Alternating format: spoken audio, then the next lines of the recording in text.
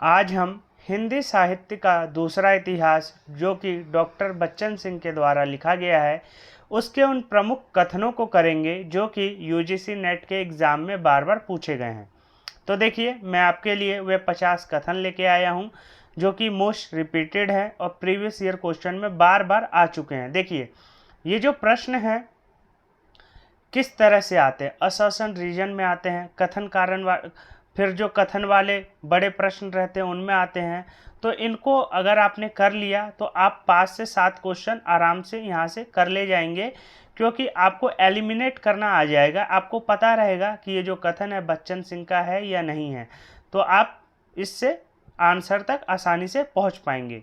तो देखिए, इसको आज हम करेंगे और सारे कथन जो है महत्वपूर्ण हैं और सारे प्रीवियस ईयर क्वेश्चन में आ चुके हैं। तो आप इसको बिल्कुल ध्यानपूर्वक देखिएगा और सारे के सारे ही कथन महत्वपूर्ण हैं। देखिए, पहला जो कथन है ये भूमिका से लिया गया है। न तो आचार्य रामचंद्र शुक्ल के हिंदी साहित्य का इतिहास को लेकर दूसरा नया इतिहास लिखा जा सकता है और न उसे छोड़कर। नए इतिहास के लिए शुक्ल जी का इतिहास एक चुनौती है। तो अगर आपको नया इतिहास लिखना है तो शुक्ल जी के पैमानों या मापदंडों को रखकर अगर इतिहास लिखेंगे तो एक नया इतिहास नहीं लिख पाएंगे। ये बच्चन सिंह इसमें कहना चाह रहे हैं। तो ये है भूमिका से। देखिए, ये कथन उठाया गया है, मैंने यहाँ संदर्भ दे रखा है कि ये भूमिका से लिया गया है, ठीक है। और यूजीसी नेट की परीक्षा में बहुत बार आ चुका है, बहुत ही ज़्यादा इम्पोर्टेंट है, तो इसको आप बिल्कुल याद कर लीजिए। आचार्य रामचंद्र शुक्ल का इतिहास यदि एक बड़ी चट्टान है तो बच्चन सिंह का इतिहास उसे चुनौती देती हुई एक नई वैचारिक धार है। तो यह भी जो कथन है महत्वपूर्ण है और यह ग्रंथ की वैचारिक पृष्ठभूमि से उठाया गया है। तो ये भी जो है आ चुका है, तो आप इसको ध्यान रखिएगा।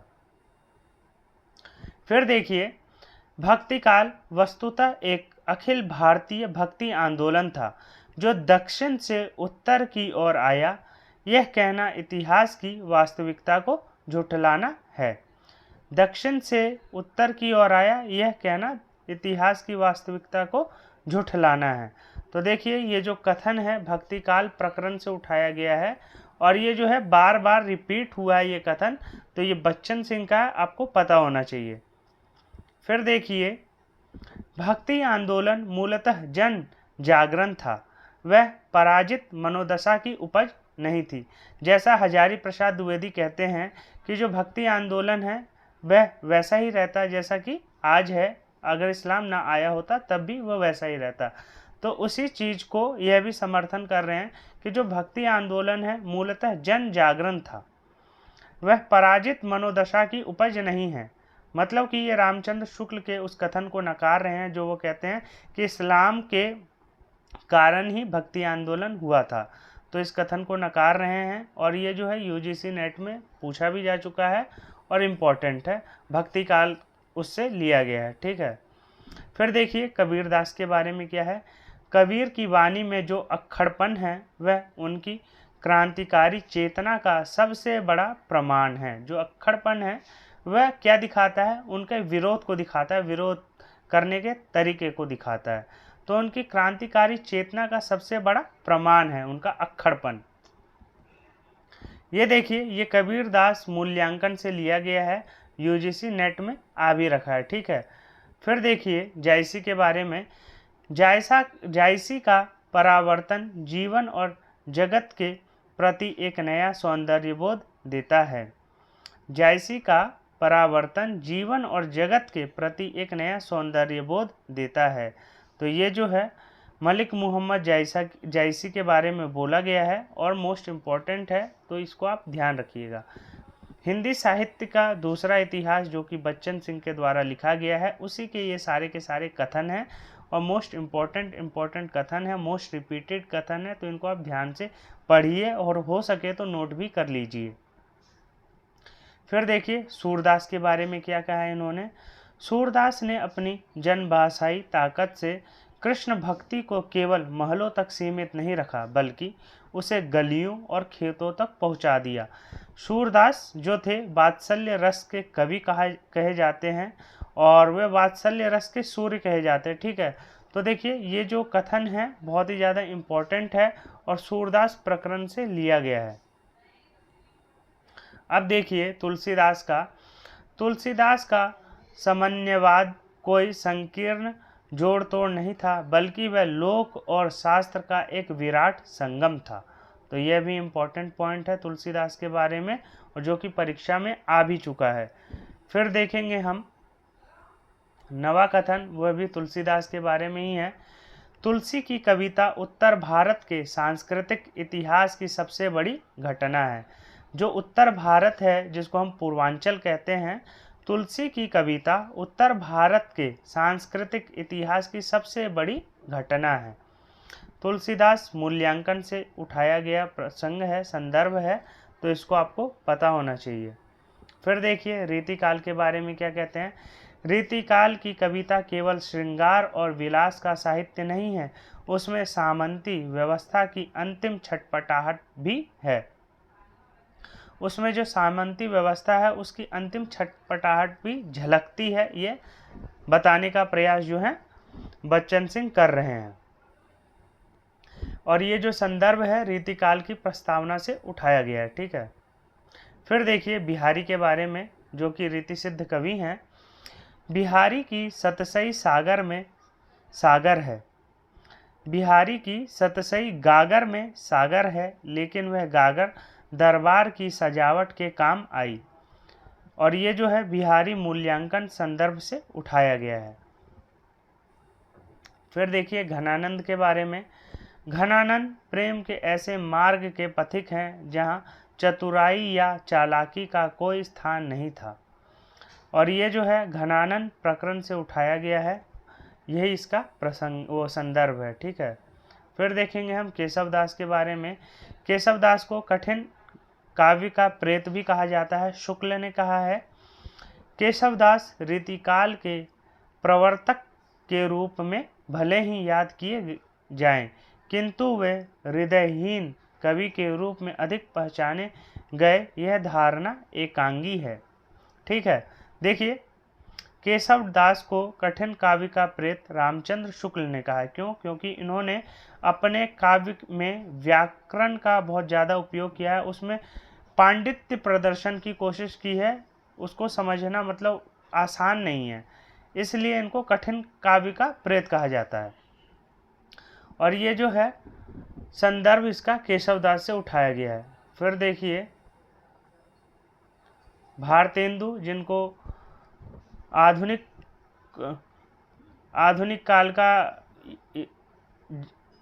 काल का दूत भी कहा जाता है। तो देखिए क्या है, भारतेंदु युग आधुनिकता का शंखनाद था। उसने साहित्य को राज दरबारों से निकालकर जनता के बीच ला खड़ा किया। तो जो है भारतेंदु युग जो है आधुनिकता का शंखनाद था।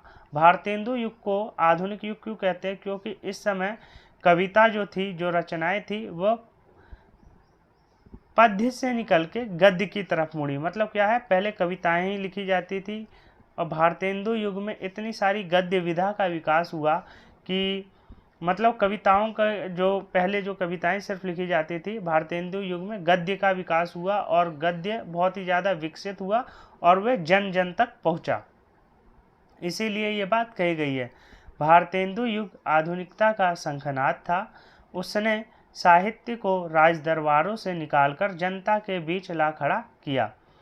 संदर्भ क्या है? आधुनिक काल भारतेंदु युग से लिया गया है।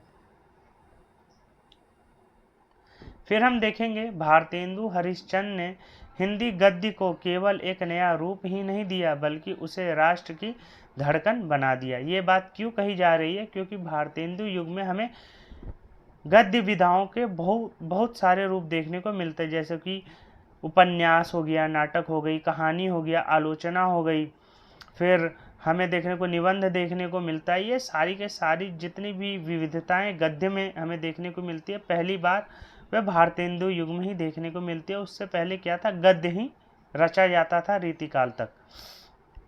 तो इसीलिए भारतेंदु युग को ऐसा कहा जाता है, नवजागरण युग भी कहा जाता है। ठीक है, तो ये भारतेंदु युग से ये संदर्भ उठाया गया है।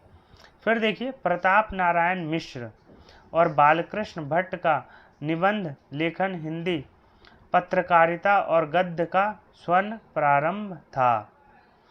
प्रताप नारायण मिश्र और बालकृष्ण भट्ट ये दोनों के दोनों ही भारतेंदु मंडल के कवि हैं, और इनके बारे में जो है बच्चन सिंह कह रहे हैं कि निबंध लेखन हिंदी पत्रकारिता और गद्य का स्वर्ण प्रारंभ था। मतलब इन्होंने हिंदी पत्रकारिता में बहुत ही अच्छा काम किया था, इसलिए ये बातें कह रहे हैं। और इसका जो संदर्भ है वह है गद्य विधा का विकास। ठीक है। फिर देखिए 17वां, द्विवेदी युग ने भाषा का संस्कार किया और व्याकरण की दृष्टि से हिंदी को एक अनुशासित रूप प्रदान किए। महावीर प्रसाद द्विवेदी ने सही रूप से हिंदी को व्यवस्थित व्याकरणबद्ध किया। उन्होंने ही भाषा का मतलब शुद्ध किया और इसके व्याकरण की शुद्धि की। पहले जो गलतियां होती थी, पहले जो रचनाकार गलती करते थे, उन सभी चीज़ों को ठीक किया और सरस्वती पत्रिका में उन्हीं रचनाओं को संपादित किया जो कि व्याकरणिक दृष्टि से सही थी और जो समाज के लिए सही थी। तो ये जो है द्विवेदी युग ने भाषा का संस्कार किया और व्याकरण की दृष्टि से हिंदी को एक अनुशासित रूप प्रदान किया। ठीक है। तो ये जो है महावीर प्रसाद द्विवेदी के बारे में ये संदर्भ उठाया गया है। फिर देखिए मैथिली शरण गुप्त जो कि द्विवेदी युग के ही कवि हैं, और मैथिली शरण गुप्त को महावीर प्रसाद द्विवेदी का ही एक तरह से आप गुरु शिष्य कह सकते हैं, मान सकते हैं। ठीक है। द्विवेदी जी के कहने से ही मैथिली शरण गुप्त ने भारत भारती जैसी रचना का उन्होंने रची थी। तो देखिए मैथिली शरण गुप्त ने अपनी कविता के माध्यम से राष्ट्रीय आंदोलन को जन जन तक पहुंचाने का ऐतिहासिक कार्य किया, और यह द्विवेदी युगीन कविता से ही उठाया गया है। फिर देखिए छायावाद कोई मुट्ठी भर लोगों की सनक नहीं थी, बल्कि यह राष्ट्रीय स्वाधीनता आंदोलन की सांस्कृतिक अभिव्यक्ति थी। छायावाद के बारे में कहा जा रहा है कि छायावाद जो है कुछ लोगों की सनक नहीं थी, बल्कि यह राष्ट्रीय स्वाधीनता आंदोलन की सांस्कृतिक अभिव्यक्ति थी। इस समय हमें प्रसाद के जो नाटक देखने को मिलते हैं, जैसे कि चंद्रगुप्त हो गया, ध्रुव स्वामी हो गया, स्कंदगुप्त हो गया और राम की शक्ति पूजा, इस प्रकार के जो रचनाएं हमें इस समय देखने को मिलती है ना, वह क्यों देखने को मिलती है? क्योंकि वो भारत की जनता को जगाने का प्रयास कर रहे हैं कि तुम भी उठो और जैसे तुम्हारे पूर्वजों ने किया था वैसे ही तुम्हें संघर्ष करके तुम्हें इस देश को आज़ादी दिलवानी पड़ेगी। तो ये सारी बातें हमें छायावाद में देखने को मिलती है, और उसी के संदर्भ में ये कथन कहा गया है कि छायावाद कोई मुट्ठी भर लोगों की सनक नहीं थी, बल्कि यह राष्ट्रीय स्वाधीनता आंदोलन की सांस्कृतिक अभिव्यक्ति थी। और छायावाद प्रकरण से ये उठाया गया है और बहुत ही ज़्यादा पूछे जाने वाला प्रश्न है। फिर देखिए जयशंकर प्रसाद की कामायनी केवल एक महाकाव्य नहीं है, बल्कि वह आधुनिक मनुष्य की अंतरयात्रा और वैचारिक संकट का दस्तावेज है। महाकामायनी जो कि प्रसाद के द्वारा 1935 या 36 इसका प्रकाशन वर्ष जो बताया जाता है इसमें प्रकाशित हुई है, और महाकाव्य है जिसमें 15 सर्ग हैं, और यूजीसी नेट में श्रद्धा, लज्जा और ईड़ा ये 3 सर्ग लगे हुए हैं। तो ये महत्वपूर्ण है और बहुत ही ज़्यादा इससे प्रश्न बनता है, तो ये आपको पता होना चाहिए, और इसके जो पूरे 15 सर्ग हैं वो आपको याद होने चाहिए। फिर देखिए सूर्यकांत त्रिपाठी निराला हिंदी के ऐसे विद्रोही कवि थे जिन्होंने रूढ़ियों के महलों को अपनी चोटों से ढा दिया। सूर्यकांत त्रिपाठी निराला हिंदी के ऐसे विद्रोही कवि थे जिन्होंने रूढ़ियों के महलों को अपनी चोटी से ढहा दिया। मतलब जो निराला थे उन्होंने रूढ़ियाँ जो परंपराएं चली आ रही थी काव्य में उनको तोड़ा और नई रचनाएं हमें देखने को मिलती है। ठीक है। इन्होंने नए छंदों का प्रयोग किया, नए शैली नए तरीके से इन्होंने अपनी काव्य की रचनाएं की है। वह तोड़ती पत्थर इस प्रकार की रचना हमें देखने को मिलती है जो कि पहले हमें नहीं देखने को मिलती थी। कुकुर मुत्ता, वह तोड़ती पत्थर, ये सारी रचनाएं जो हैं निराला द्वारा की गई है। सुमित्रा नंदन पंत, जिनको छायावाद का विष्णु कहा जाता है या सुकुमार कवि के नाम से भी ये जाने जाते हैं, तो इनकी प्रारंभिक कविताएं जो है प्रकृति के सुकुमार सौंदर्य का जीवंत दस्तावेज है, जो बाद में अरविंद दर्शन से प्रभावित हुए। देखिए, इनके दर्शन पूछे जाते हैं। छायावाद के 4 प्रमुख स्तंभ हैं: प्रसाद, निराला, सुमित्रा नंदन पंत और महादेवी। तो इन सभी के जो प्रमुख संप्रदाय हैं वह ये हैं कि जो जयशंकर प्रसाद हैं उन्हें छायावाद का ब्रह्मा कहा जाता है, और वे जो हैं जयशंकर प्रसाद जो हैं, देखिए अभी ध्यान से उतर रहा है, हाँ, निराला जो है अरविंद दर्शन से प्रभावित हैं, और जयशंकर प्रसाद शैव दर्शन से प्रभावित हैं, और महादेवी वर्मा बौद्ध दर्शन से प्रभावित है, और जो क्या कहते हैं निराला जो हैं वह अद्वैत दर्शन से प्रभावित है, शंकराचार्य के दर्शन से प्रभावित है ना। तो ये दर्शन भी हमें देखने को मिलता है, और ये इसका भी मिलान जो है एग्जाम में आ चुका है। फिर देखिए, महादेवी वर्मा की वेदना केवल व्यक्तिगत रोना नहीं है, बल्कि वह संपूर्ण मानवता की पीड़ा की अभिव्यक्ति है। इनको हिंदी साहित्य की दूसरी मीरा भी कहा जाता है, और इनको सरस्वती, दुर्गा, शक्ति, ये सारे उपनाम भी इनको दिए गए हैं, तो इनसे भी प्रश्न बनता है तो आप कर लीजिएगा। महादेवी वर्मा की जो वेदना है केवल व्यक्तिगत रोना नहीं है, बल्कि वह संपूर्ण मानवता की पीड़ा की अभिव्यक्ति है। जो उनकी कविताओं में वेदना व्यक्त हुई है वह खाली उनकी वेदना नहीं है, उस समय की तमाम जनता या तमाम उन लोगों की वेदना है जो कि उनकी कविताओं में हमें देखने को मिलता है। ये जो है महादेवी वर्मा से लिया गया है, ठीक है।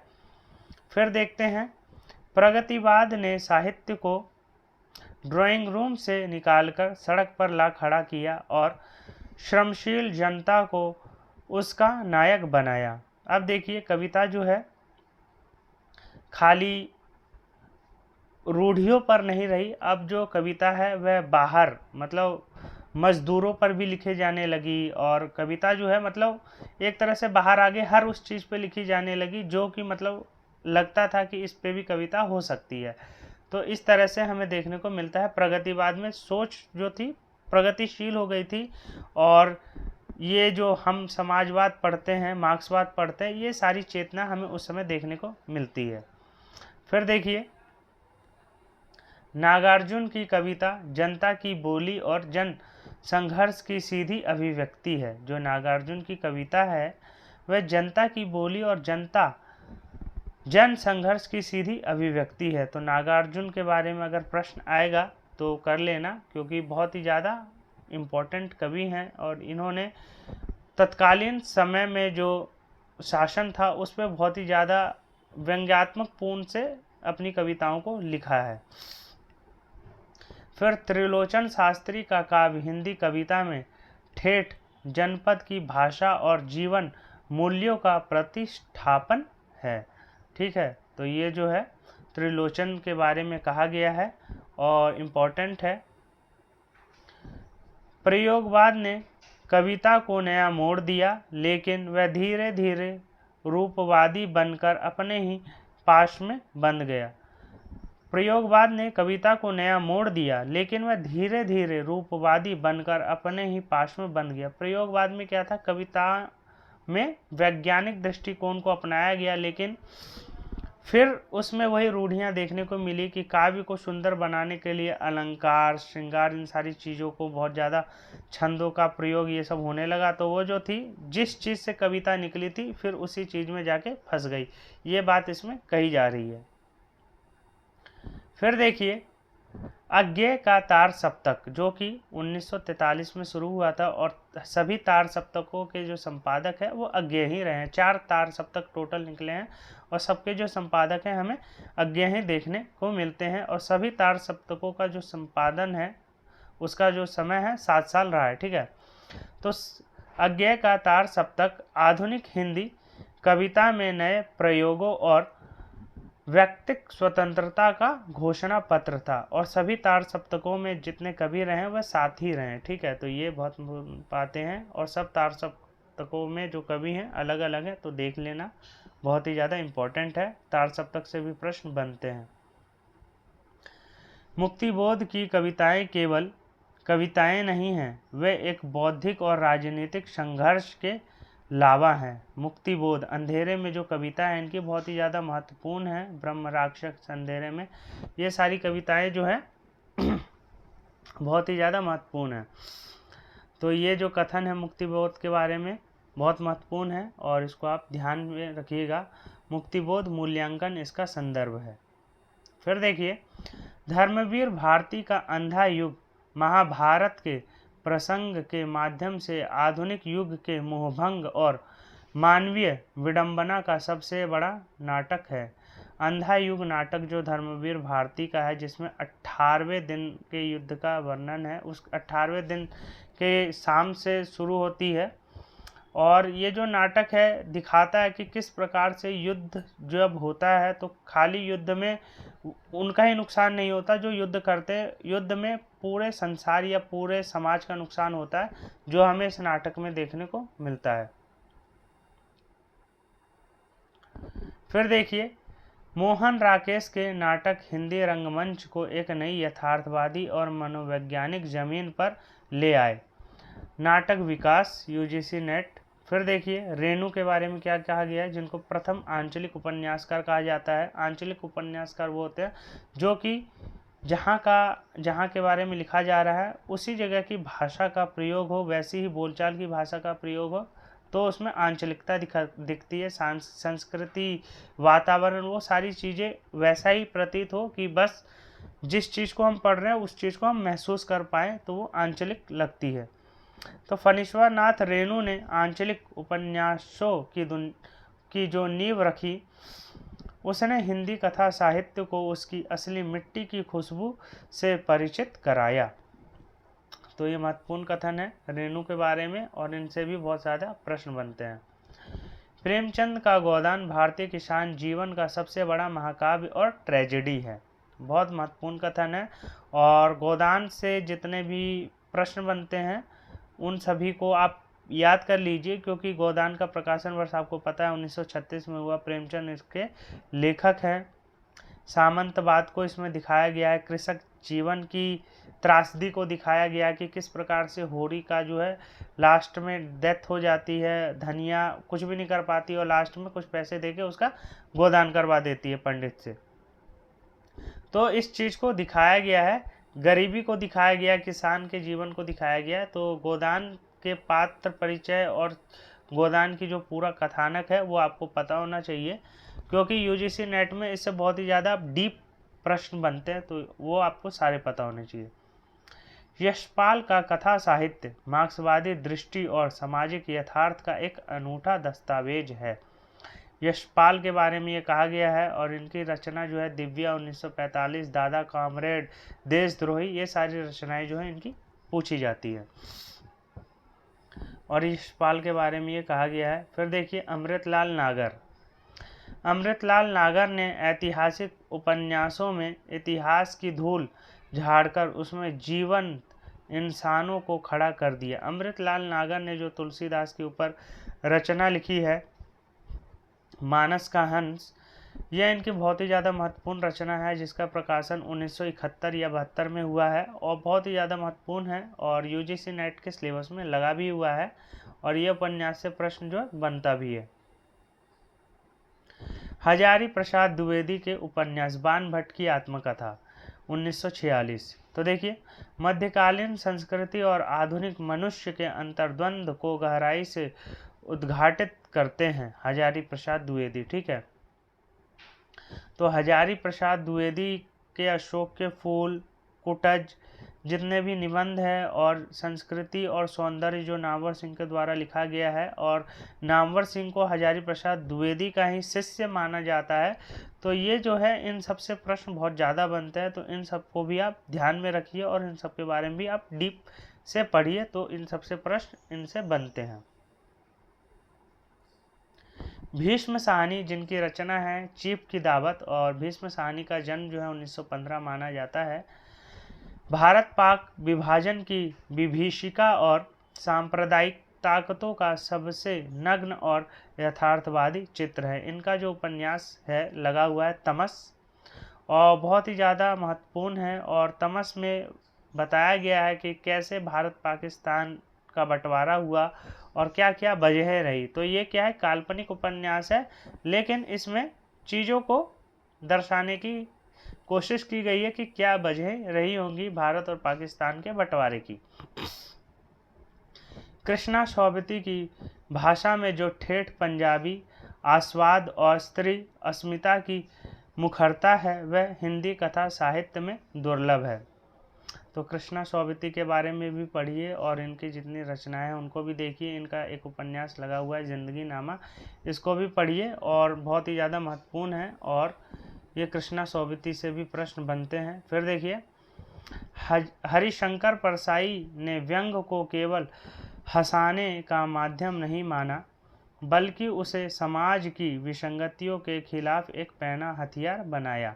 जामुन का पेड़ जो हरिशंकर परसाई द्वारा लिखा गया एक व्यंग है, उसके बारे में आपको पढ़ना चाहिए। और इन्होंने कई व्यंग लिखे हैं, उसके बारे में कहा जा रहा है क्योंकि ये अच्छे व्यंगकार कहे गए हैं। ठीक है, आपके सिलेबस में जामुन का पेड़ लगा हुआ है तो उसको पढ़िए और इनके जो मानसिकता है, मनोविज्ञान है, उसको समझिए। और इनसे प्रश्न बहुत ज़्यादा पूछे जाते हैं, तो देखिए ये प्रश्न बन सकता है। अब देखेंगे रामविलास शर्मा की आलोचना पद्धति। रामविलास शर्मा एक मार्क्सवादी आलोचक हैं। तो रामविलास शर्मा की आलोचना पद्धति मार्क्सवादी समाजशास्त्र और रामचंद्र शुक्ल की लोकधर्मिता का सुंदर समन्वय इसमें देखने को मिलता है। मार्क्सवादी समाजशास्त्र और रामचंद्र शुक्ल की लोकधर्मिता का सुंदर समन्वय है। तो ये जो है हमें देखने को मिलता है रामविलास शर्मा में, मार्क्सवादी समाजशास्त्र और रामचंद्र शुक्ल के लोकधर्मी सुंदर समन्वय। ये दोनों तीनों चीज़ें हमें रामविलास शर्मा में देखने को मिलता है। नगेंद्र, देखिए नगेंद्र के बारे में पूछा जाता है। डॉक्टर नगेंद्र की आलोचना शैली शास्त्रीय अनुशासन और रसवादी सूक्ष्मता पर आधारित रही है। आलोचना दृष्टि में ये जो बात कही गई है, इनके संदर्भ यहाँ से उठाया गया है। अब देखिए नामवर सिंह के बारे में क्या कहा गया है। नामवर सिंह की आलोचना में वैचारिक स्पष्टता, पैनी तर्क शैली और आधुनिक बोध का अद्भुत संगम मिलता है। ये जो बात है नामवर सिंह के बारे में कही गई है। देखिए जितने भी मतलब कथन हैं PYQs में आए हुए हैं, और देखिए सारे के सारे कथन ही इम्पोर्टेंट है। क्योंकि ये सब के सब महत्वपूर्ण रचनाकारों और आलोचकों के बारे में कहा जा रहा है। तो जितने भी रचनाकार हैं, आलोचक हैं, ये सारे के सारे ही आपके सिलेबस में लगे हुए हैं और सब के सभी महत्वपूर्ण हैं। नामवर सिंह की आलोचना में वैचारिक स्पष्टता, पैनी तर्क शैली और आधुनिक बोध का अद्भुत संगम देखने को मिलता है। ठीक है, नामवर सिंह के बारे में ये कहा गया है। फिर देखते हैं नंद दुलारे वाजपेयी ने छायावाद को जो दार्शनिक और सैद्धांतिक आधार दिया वह हिंदी आलोचना का मील का पत्थर है। नंद दुलारे वाजपेयी के बारे में ये बात कही गई है। फिर देखिए शमशेर बहादुर सिंह की कविता में प्रेम और सौंदर्य का जो कोमल रूप मिलता है वह उन्हें कवियों का कवि बनाता है। तो ये जो है शमशेर बहादुर सिंह के बारे में कही गई बात है और बहुत ही ज़्यादा इम्पोर्टेंट है। फिर देखिए केशव दास के बारे में क्या कहा गया है। केदारनाथ अग्रवाल की कविताएं प्रगतिशील चेतना और प्रकृति के प्रति अगाध प्रेम का खुला दस्तावेज है। तो केदारनाथ अग्रवाल के बारे में ये बात कही गई है कि प्रगतिशील चेतना और प्रकृति के प्रति अगाध प्रेम का खुला दस्तावेज हमें मिलता है। तो ये केदारनाथ अग्रवाल के बारे में ये बात कही गई है। सर्वेश्वर दयाल सक्सेना की कविता में आम आदमी की बेचैनी और व्यवस्था के खिलाफ एक तल्ख स्वर सुनाई देता है। तो सर्वेश्वर दयाल सक्सेना के बारे में ये बात कही गई है कि उनकी बेचैनी और व्यवस्था के खिलाफ जो एक तल्ख स्वर सुनाई देता है। ठीक है, फिर है कुंवर नारायण के बारे में क्या कहा गया है? कुंवर नारायण की कविता बौद्धिक जटिलता, सूक्ष्म अंतर्दृष्टि और मानवीय सरोकारों का उत्कृष्ट उदाहरण है। तो ये बात जो है कुंवर नारायण के बारे में कही गई है। और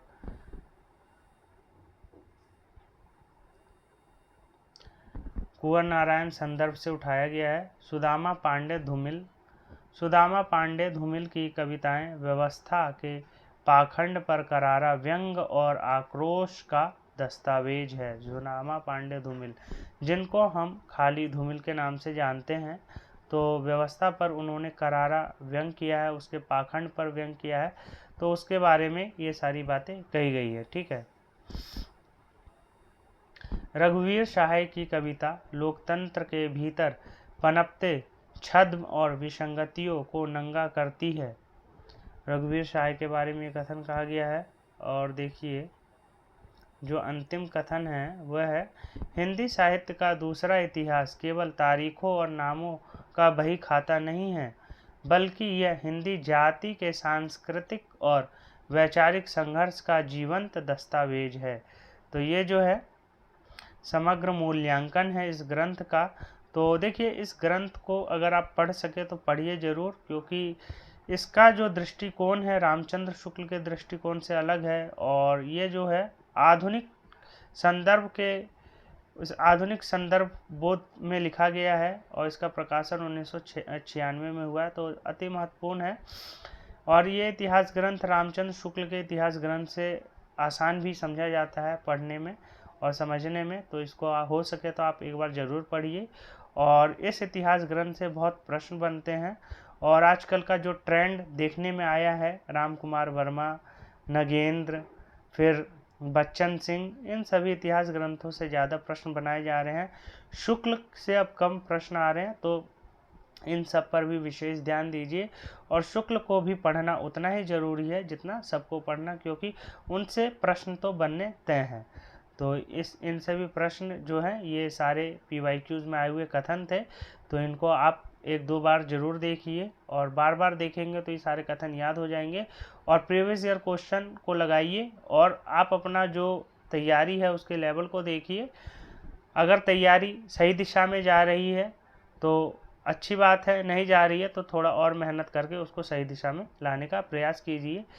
तब तक के लिए आप लोग मेरे साथ बने रहिए। साहित्य गुरु चैनल को सब्सक्राइब कर लीजिए और नोटिफिकेशन बेल को भी दबा लीजिए, ताकि आपको पता लग जाए कि मेरी वीडियो कब आई और फिर आप उसे देख पाए।